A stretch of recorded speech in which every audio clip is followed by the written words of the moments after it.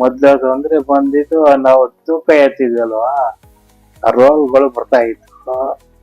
ಆ ರೋಲ್ ಎತ್ತಬೇಕಾದ್ರೆ ಒಂದ್ಸತಿ ನೈಟ್ ಅಲ್ಲಿ ಏನಪ್ಪ ಅಂತ ಅಷ್ಟೇ ನೋವು ಗೊತ್ತಾಗಿಲ್ಲ. ಅದು ಅಂದಾಗ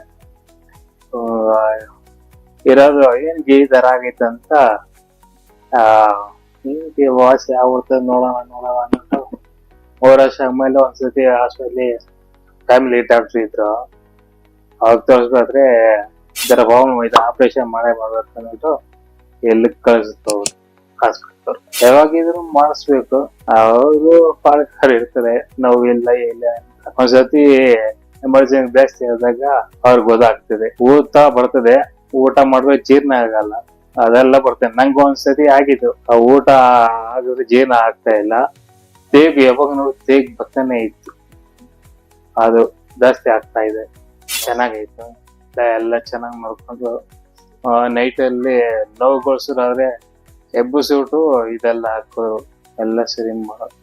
ಒಂದು ಇಂಜೆಕ್ಷನ್